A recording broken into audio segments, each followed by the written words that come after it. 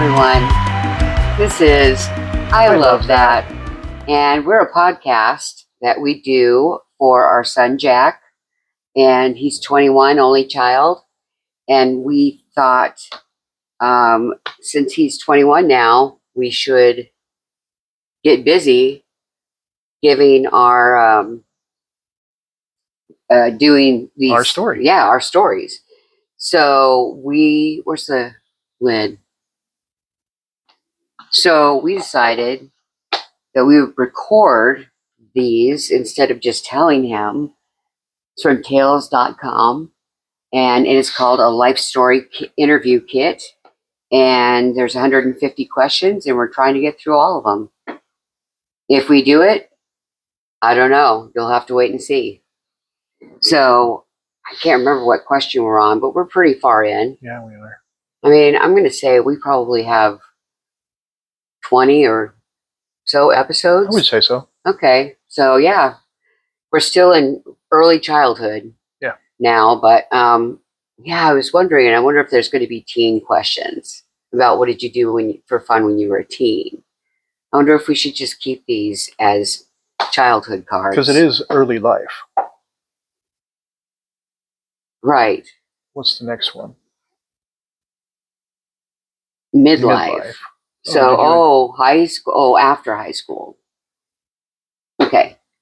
Okay. So now we know that. Up to graduation? Up to graduation. All right. From now on. So, perfect. So, don't look at the questions. You're peeking. No peeking. Okay. So, we're doing this life story kit, and we thought we would record it so that Jack would have something to watch of us actually telling our life story to him. And we thought we'd make it into a podcast because I've been wanting to do a podcast for a few years now. And we've been trying to get it off the ground. And we finally did. So I'm very happy about that. And we thought maybe other people might be interested in doing the same thing. We are not being paid by Tales.com. We just thought it was a really cool idea. So thank you, Tales.com. Yeah, that's it. That's my little spiel. So, do you have anything? No, I don't think so. Okay. All right. Let's get to our question. Let's get to it. What kind of music, movies, and books did you enjoy as a kid? Oh, geez. I mean, so many. Right. So many. Because my parents listened to good music, like the Beatles and the Rolling Stones, and like folk music and 60s Bob Dylan, stuff like that, since I was a tiny baby.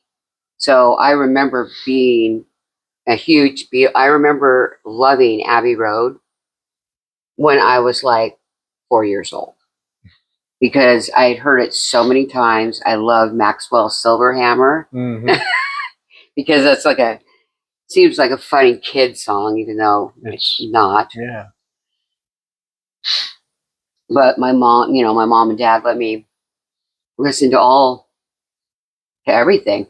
They had Herb Albert and the Tijuana Brass. They had a lot of show, like movie soundtracks. South Pacific and, South Pacific, Carousel, Butch Cassidy and the Sundance Kid, Sound of Music, So we listened to everything. And then when I was when music, as far as music goes, I saw a commercial for Sean Cassidy's first album on TV, and I fell in love with him the moment I saw him sitting on that bus bench, trying to hide from the girls or whatever. I was like, that was it for me. I was smitten.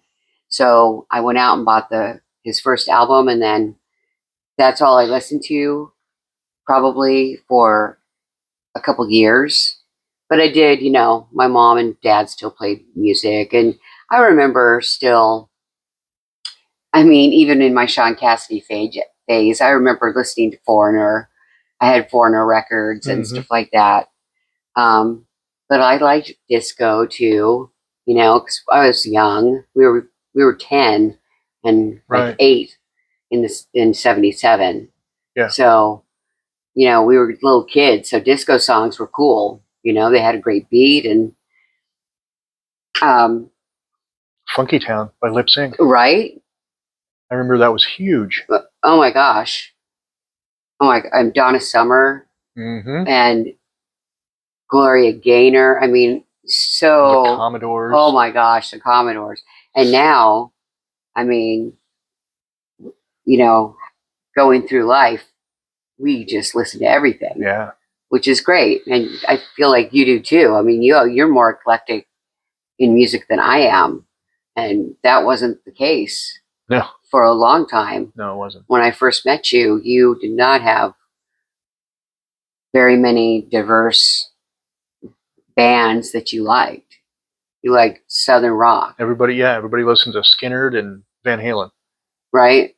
But you did like, you heard some, like Dr. Demento. Oh, I listened to Dr. Demento, and I did too when I was in high school. So all those weird songs and Weird Al and just goofy songs. But I was a huge Kiss fan. Oh yeah. From very young.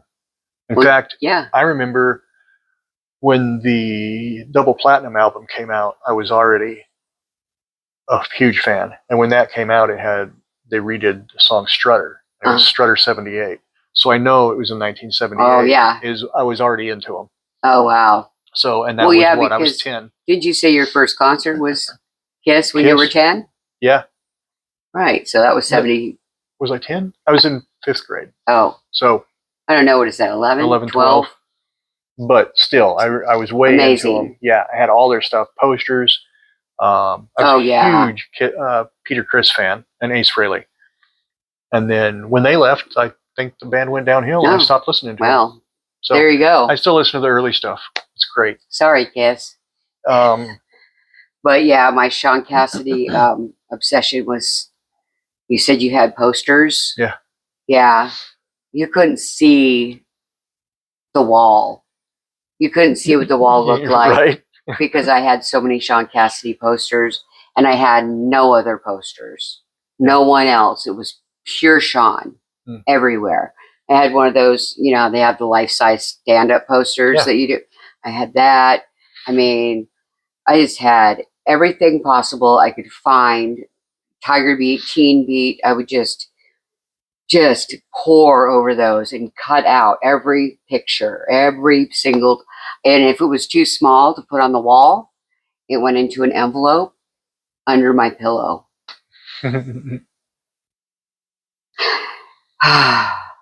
Felt good to say that. I mean, obsessed. So I went to see him twice, one in 77 and once in 78.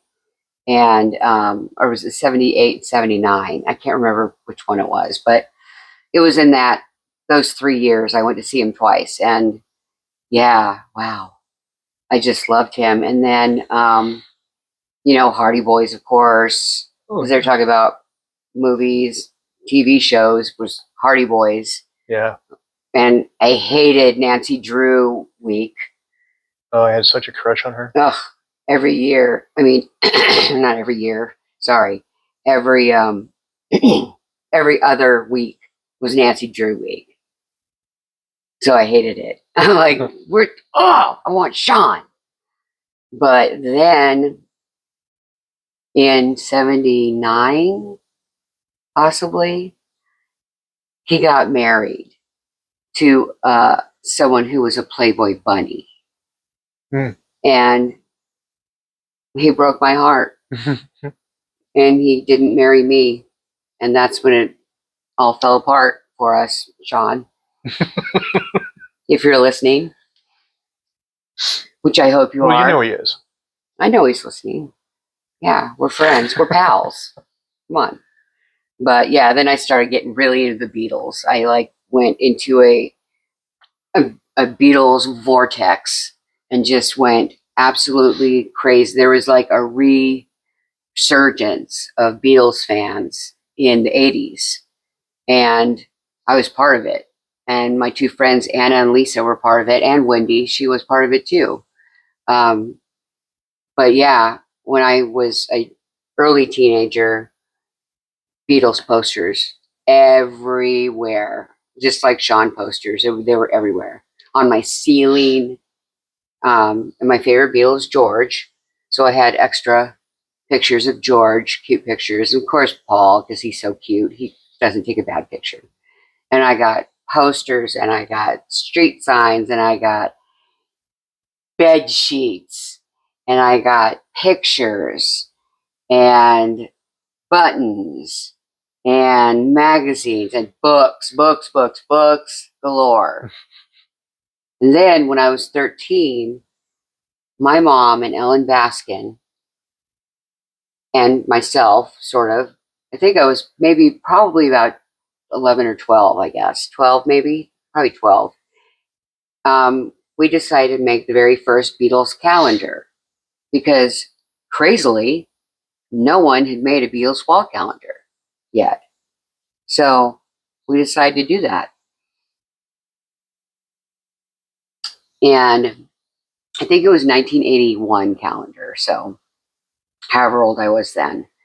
And my job was to find a fact for every single day of the year, so that it wasn't just Paul's birthday or George's birthday or anniversaries or whatever. It was, if something came out that day, I'm going to find out and I'm going to write down. Okay. And let me remind you, this is before the internet. Okay. There's no internet here. This was books. Beatles A to Z was like my Bible. And then I had a book that had every single and record and everything that came out and what day it came out.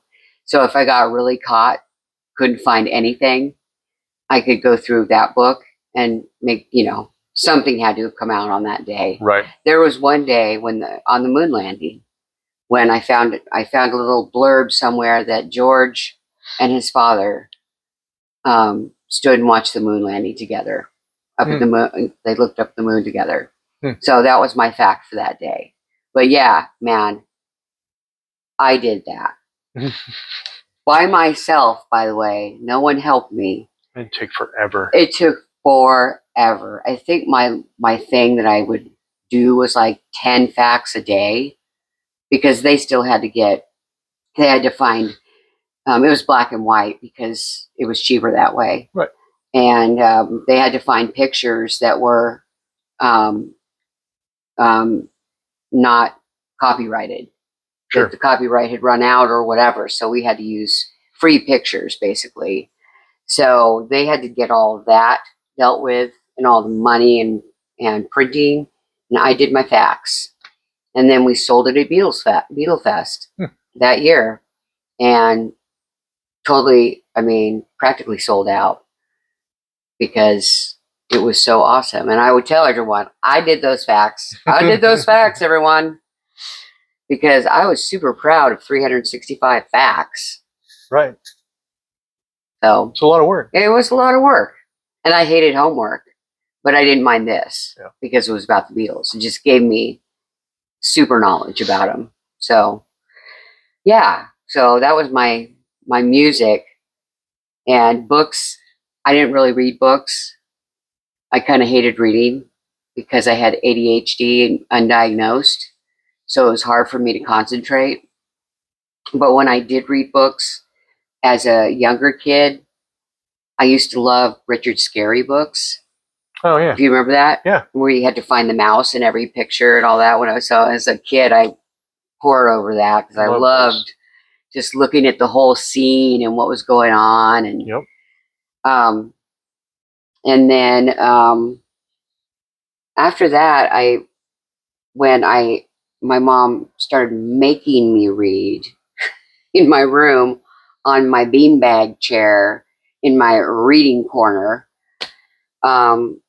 she got me Judy Blume and Beverly Cleary books. So I did a lot of Judy Blume, of course, because she was so popular, and Beverly Cleary as well. She did the Judy Moody and the Not So Bummer Summer we were talking about the other day. Yeah. So, yeah, those were the books that kind of shaped me. And then I read for high school, like I read 1984 and I read Animal Farm, and what was the other one that we read, that everyone read? I mean, and I started reading Stephen King way too early. Catcher in the Rye, yep. And I started reading Stephen King pretty early too. If I was, going to pick up a book in my teen years, if I wanted to actually read a book, it would be Stephen King, because it was so, everyone read Stephen King, right. So, and then movies, I loved every movie. I loved Grease. Grease was my movie. I was 10 years old when it came out, and I went to see it at the theater on the first day. And I also was 10 years old when Star Wars came out, and I went to the theater to see it on the second day, because there's no way. My parents weren't having any of the standing in line around the corner. So, but yeah, we went to a lot of movies because my parents, my mom especially, huge movie buff. So I watched all sorts of black and white movies. I remember when I was a little kid, during the summer, if it was too hot, I would watch Saturday afternoon, like maybe in St. Louis, or Pride of the Yankees, or gosh, I mean, just old black and white movies like that. I remember. Did you ever? And I watched so much Our Gang and Little Rascals, because it was on kind of all day. Yep. Do you remember the Bowery Boys? No. Okay, that was another. They were kind of like teenagers who were kind of like, meh, kind of dicks, I guess. Back in the 30s, they were kind of like the grown-up Little Rascals who were kind of dicks. But that was on after Little Rascals, so I liked that. But I mean, my parents took me to see Butch Cassidy and Sundance Kid in the theater in 1974. So, she took me to see Saturday Night Fever in the theater. I think that was 1978. So I was 11. Yeah. So, movies were not off limits to me. Any movie I wanted to see, basically, I saw. Yeah. And I saw them all because I love movies. I'm a huge movie nerd, and TV show nerd, for that matter. So that's kind of that's my deal. Okay, well, that's it for the show. Yeah, exactly. Now we're out of time. Sorry. I'm sorry I was so long-winded, but things just kept popping in my head. Yeah, mine too, when you were talking. And you didn't write any of it down? I read everything. Okay. I read the encyclopedia one summer. Oh, wow. Because I was curious. See, you did smart stuff. And I remember, gosh, 77. So what is that, first grade, second grade-ish? I read enough books to get me on the bus to go see Star Wars. Wow. They took the top, if you read so many books the summer, they took you to see Star Wars. Oh, and it was awesome. Oh, I never, ever. I hated reading. Anything to do with reading, no thanks. I read, and I don't read now, but I used to read everything. You used to read everything. Yeah. Did you read the dictionary? No. Oh, but the encyclopedia. Encyclopedia. Wow. Yeah, it was super interesting. That's why you're so smart. Well, you know. And, well, what other, did you read other books, like series of books, or? We had Hardy Boys, and then some Louis L'Amour, about a bunch of cowboy romance. Yeah. Gosh, I don't remember the book so much, but I remember Saturday morning. Well, Sigmund and the Sea Monster. Oh, Sigmund and the Sea Monster. And H.R. Puff and stuff. Yep. And Lidsville. Lidsville, I don't remember. He fell into a big magic hat at a birthday party. No. And everyone wore hats. No. The sheriff was a sheriff hat. Yeah. Don't remember it at all. That's crazy. Okay. But that did remind me of something else. But we had Cisco Kid after cartoons. Cisco Kid was on. Okay. A lot of Roy Rogers. So a lot of cowboy stuff. Yeah, see, I didn't watch that stuff. No. I watched Lone Ranger. Other stuff. Loved Lone Ranger. Loved it. And I remember in second grade, it was either second or third grade, was the third grade teacher had gone to see King Kong. The remake with Faye Ray. Dunaway? Faye Dunaway, that's right. Faye Dunaway. And they'd given like the first however many into the theater got a little keychain, like the one we got from Vegas with the picture in it. Oh yeah. And it had the poster in it, and then it had a few, like 5 or 6 hairs of King Kong. King Kong. Oh my god. And everybody was just like, oh my god. It was the coolest thing ever. I'll bet. Oh my gosh. Yeah. Oh, that's so awesome. So, I hope she still has that. I remember going to see Jaws in the theater. Saw King Kong. God, that was early too. Yeah. Yeah. Jaws. I didn't see Jaws in the theater. We kind of stayed away from Jaws. I think they had us because you're at the beach? Because we lived at the beach. And that was half of our time was swimming in the ocean. Right. So if I had seen Jaws, I never would have swam in the ocean again. It's true. I really never would have. So Mom and Dad took me to see Blue Lagoon. Oh my god. They didn't take me to go see it. I was just in the back seat when they went to the drive-in. To the drive-in? Yeah. Oh my god. I remember the circle drive-in. So I would sleep in the back seat when they would go to the drive-in. Funny. We went to the drive-in here and there. We never watched the movie. They had a swing set.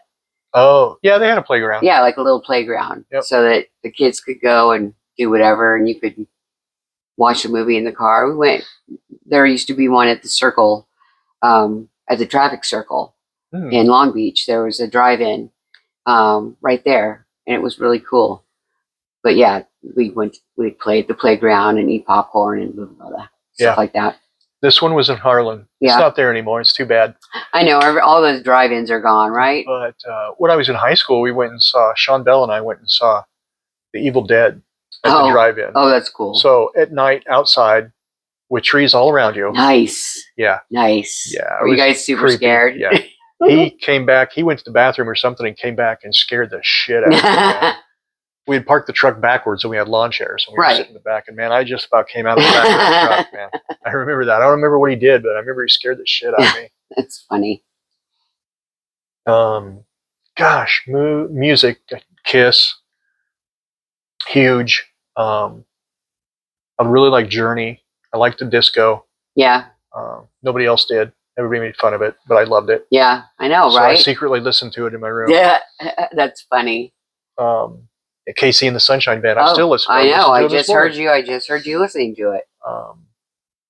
Let's see. Gosh, movies that stick out and music that sticks out. But yeah, we had like Tijuana Brass, and we had. Your parents had all those records. Yeah. Soundtracks and Bobby Goldsboro.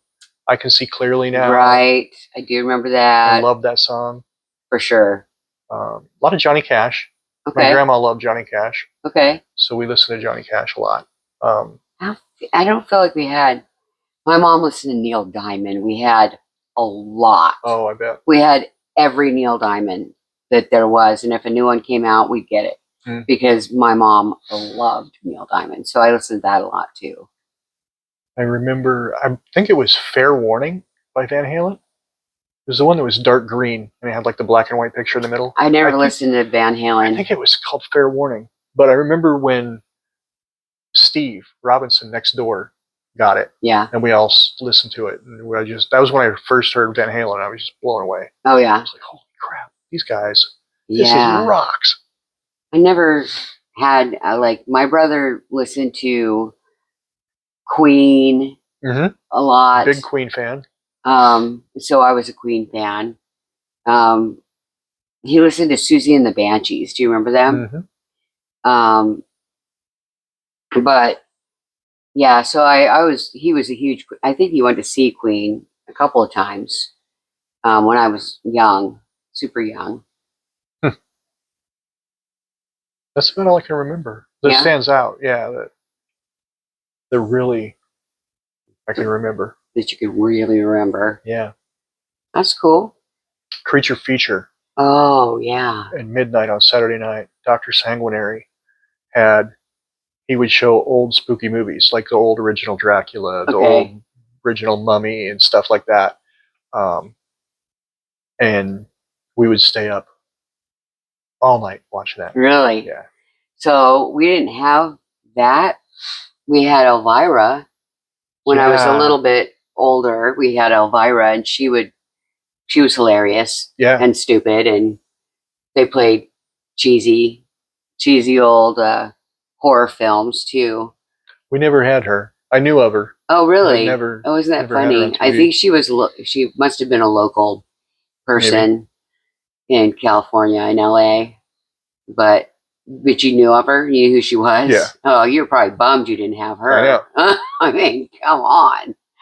Dr. Sanguinary or Elvira? He was awesome, though. No, I know I met him. Well, I met whoever he is now, the guy at the movie theater. He was there. That's right. One time when Abby and I went to go see a movie. That's right. And I was like, oh my God, I wish my husband was here.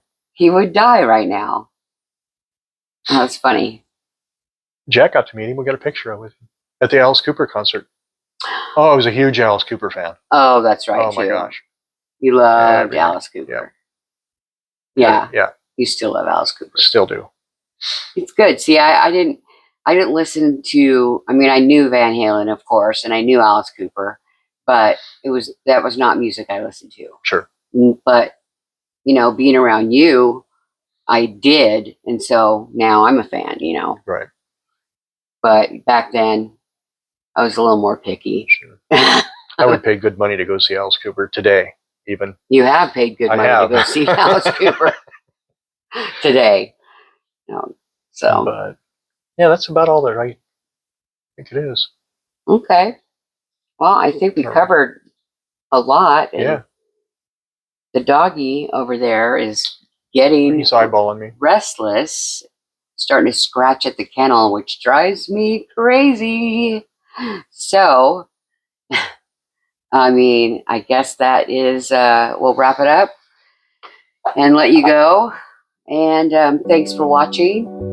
Please like, subscribe, follow, all that good stuff on all of our socials at ilovethat.jackscrib, or you can email us, and you can email us at ilovethat@jackscrib.com. So I guess until next time, this has been I Love That. See you later. Bye.